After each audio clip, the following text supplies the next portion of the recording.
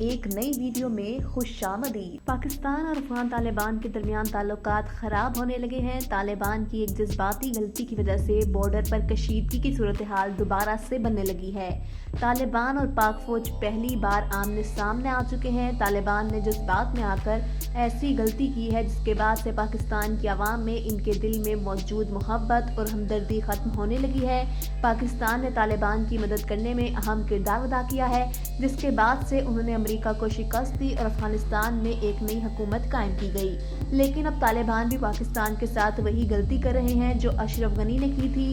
پاکستان نے اپنا بارڈر محفوظ بنانے کے لیے افغانستان کے بارڈر کے ساتھ باڑ لگائی تاکہ افغانستان سے بھارت اور TTP کے دہشت گرد پاکستان میں داخل ہو سکیں۔ طالبان اب پاکستان کے ساتھ لگائی جانے والی باڑ کو ختم کر رہے ہیں۔ پاکستان کی جانب سے طالبان کو آخری پیغام پہنچا دیا گیا کہ پاکستان ہر حال میں اپنی باڑ کو مکمل کرے گا، چاہے اس کے لیے کوئی بھی قیمت ادا کرنی پڑے۔ طالبان پاکستان کے ساتھ اپنے تعلقات کو خراب کر کے بہت بڑی غلطی کر رہے ہیں جس کی آپ کو بھاری قیمت چکانی پڑ سکتی ہے، کیونکہ افغانستان گزشتہ 40-45 برس سے مستقلاً ایک بحران در بحران کی صورتحال سے دوچار چلا آ رہا ہے۔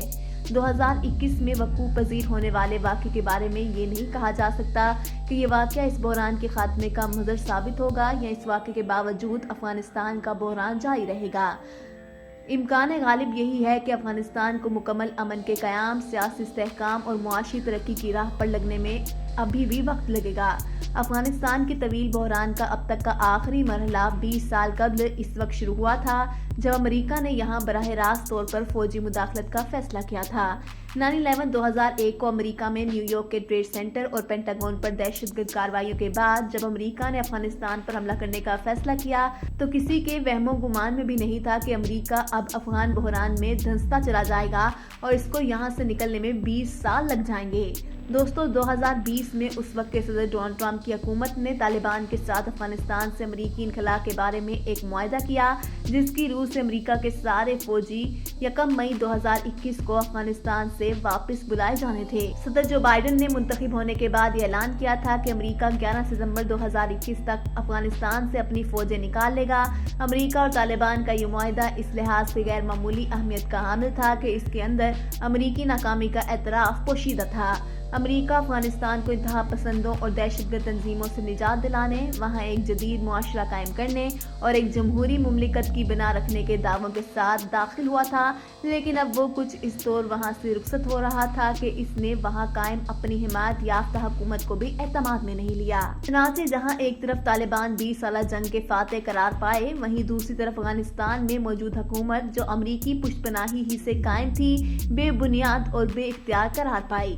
جیسے جیسے امریکی انخلاء کی تاریخ قریب آتی گئی، افغانستان کے مختلف صوبوں پر طالبان کے جتھوں کا قبضہ ہوتا چلا گیا۔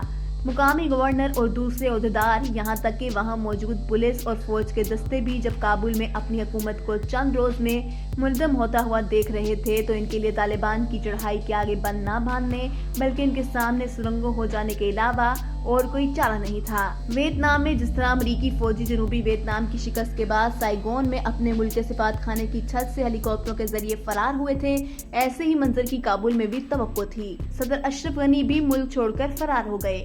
امریکہ ماضی میں بھی بارہا دوسرے ملکوں میں رسوا ہوا ہے، اس کی حلیف مقامی حکومتیں بھی دنیا کے لیے سامان عبرت بنی رہی ہیں۔ دوستو، 15 اگست کو کابل طالبان کے ہاتھوں فتح ہوا۔ امریکی حکومت بمشکل اپنے شہریوں کو وہاں سے نکالنے میں کامیاب ہوئی۔ ایک عالمی طاقت کی یہ ایک عبرتناک شکست تھی، مگر صدر جو بائیڈن نے امریکی انخلاء کو غیر معمولی کامیابی قرار دیا۔ یہ سب کچھ اس کے باوجود ہوا کہ امریکہ نے 2 اشروں میں افغانستان میں $2.3 ٹریلین خرچ کیے تھے، جو تقریباً $300 ملین یومیہ بنتے ہیں۔ امریکہ کو افغانستان میں جانی نقصان بھی بہت ہوا۔ تقریباً 2500 امریکی فوجی اور 4000 امریکی سویلین بشمول امریکی ٹھیکیدار جان سے گئے۔ اس عرصے میں 1,70,000 کے قریب افغانیوں کی جان گئی۔ افغانستان میں امریکہ کا یہ انجام ایک طویل بحران کا پس منظر رکھتا ہے۔ یہ بحران 1970 کے وسط میں افغانستان میں ہونے والی تبدیلیوں کے وقت سے شروع ہوا اور اس نے بعد ازاں تقریباً 45 سال خون اشامی کے دیکھے۔ اس بحران کو سمجھنے کے لیے افغانستان کے 3 بنیادی حقائق کا ادراک ضروری ہے۔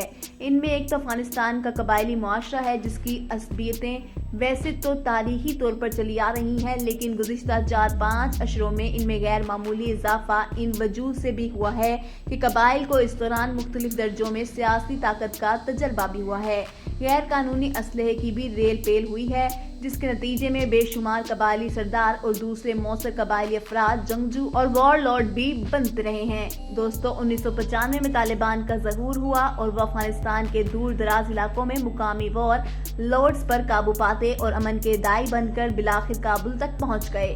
انہوں نے مجاہدین کے گروپوں کے کردار کو بڑی حد تک کمزور کیا، سرکاری اداروں کو اپنے کنٹرول میں لے کر آئے، اپنے فہم اسلام کے مطابق سخت گیر قوانین کو نافذ کرنے کی کوشش کی، سرعام پھانسیاں دینے کا سلسلہ شروع کیا، خواتین کی تعلیم اور ملازمت کو بڑی حد تک ختم کر دیا۔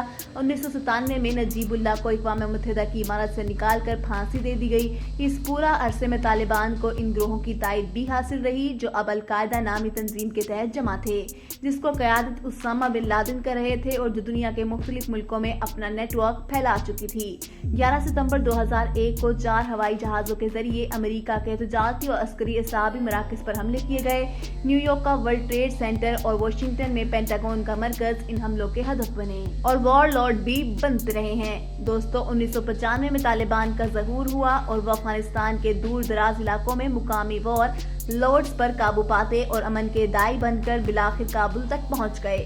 انہوں نے مجاہدین کے گروپوں کے کردار کو بڑی حد تک کمزور کیا، سرکاری اداروں کو اپنے کنٹرول میں لے کر آئے، اپنے فہم اسلام کے مطابق سخت گیر قوانین کو نافذ کرنے کی کوشش کی، سرعام پھانسیاں دینے کا سلسلہ شروع کیا، خواتین کی تعلیم اور ملازمت کو بڑی حد تک ختم کر دیا۔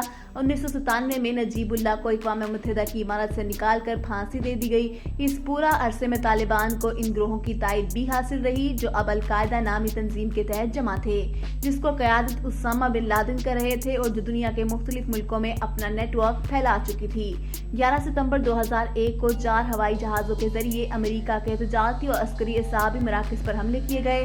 نیو یارک کا ورلڈ ٹریڈ سینٹر اور واشنگٹن میں پینٹاگون کا مرکز ان حملوں کے ہدف بنے۔ میں امید کرتی ہوں کہ آج کی ویڈیو آپ کو ضرور پسند آئی ہوگی۔ ویڈیو پسند آئی تو اسے لائک کر دیں اور اپنے فرینڈز کے ساتھ واٹس ایپ اور فیس بک گروپس میں بھی شیئر کر دیں۔ شکریہ۔